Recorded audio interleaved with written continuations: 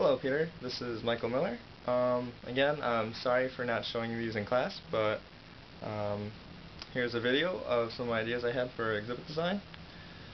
I like to draw as I explain things, so a lot of this here in the beginning will be drawn out. There were a few different goals I wanted to focus on while creating the scenes for this. I thought any way to wow the audience would be kind of interesting. Anything that leaves something of a lasting impression. So one of the scenes here, the three scenes I'm doing are Scrooge's house, the Cratchit house, and the an outside view of Scrooge's house as well. So for inside Scrooge's house, I wanted to do something. I wanted to try making use of Pepper's ghost. This is something I actually researched before last class quite a bit. I researched a few different theater tricks and techniques, although this one isn't really theater per se, and I wasn't originally going to do it, but then you said we had an unlimited budget, kind of, and so I thought bringing in a 20-foot tall piece of glass would be alright. But anyway, this is Scrooge's bedroom, and the actual piece of glass would be right here diagonally. Let me bring this over. Okay. So how this would work here, according to the research, so the viewer would view the scene from this side, and I can have Scrooge, say, right here, represented by this 2-foot diameter circle. The actual furniture I'd want right here. This would be the fireplace with the chair facing like that. I want these to both be on a rug so that they can both be pulled into a hidden area right here. So this would be kind of a solid wall right there, and on over here I'd want to make use of a large scrim, so I could have two scenes actually. The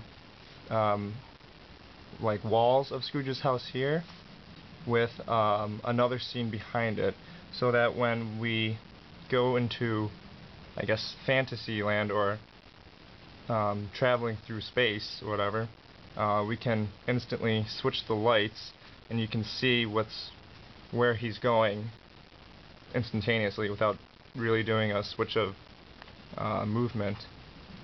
But anyway, back to Pepper's ghost. So Scrooge would be here, and we would have the mirror room over here with one of the ghosts. And then we can actually we can start this area here dark, bring up the lights, and it should cast his view on the piece of glass here, so it would make him look like he magically appeared. I'm thinking that will work. I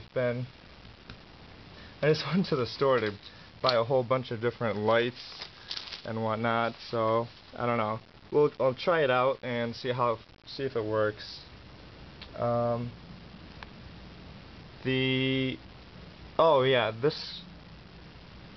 Okay, so basically when we switch scenes then, I'm hoping to just dim all the lights real quick, pull his furniture in, and then switch the lights for the scrim, and you can see the back. And I'm kind of doing two sets in one here. The first set I want to do is the Cratchit house, or one of the sets I want to do depict is the Cratchit house. So that will actually look, let's see, it'll kind of look like this scene here, and I made a small model of that, will be right here in this area. So It'll look like this. Let me bring it over. This might be hard to depict, but so we'll have this wall right here and a 2-story with the stairs coming down on an angle, one of the doors here, and the other door, I want another entrance right up here behind what would be a wall right there. Okay, so you can come in this way or this way. This would be Bob's entrance, and this could be the children's or Mrs. Cratchit's entrance, and would pretend the I guess other living area or something like a kitchen could be through there, with the upstairs being right here, because in that part Bob has to go upstairs. Timmy's stool would be up front right here, and that would be pretty much the layout. The whole thing would look kind of like a wooden, I don't say wooden shack, but it'd be wood, and the ceiling here would be nice and low. I'm going to show Scrooge's house from the outside later, but his house I was going to make with the second story being much higher because he's richer, and in that time period, the richer you were, the higher you could afford to put your ceilings, due to the fireplace, and you don't have to burn as much wood if you have a lower ceiling. So that's how that would work. The outside scene would have to incorporate the little boy who Scrooge shouts to. It'd be fairly simple scene. I was gonna have a backdrop with most of the town, and then branching off of that backdrop would be a one-piece set with simple ladder and platform for the actor to stand on and then shut out the window. This would actually double as the door scene as well.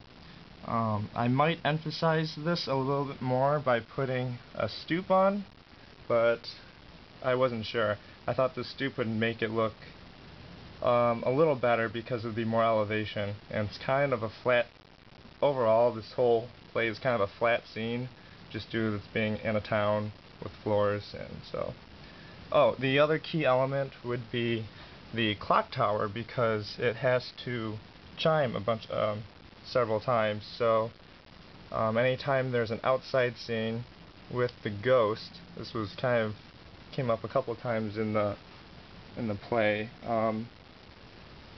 I would need to have the hands change movements at different times.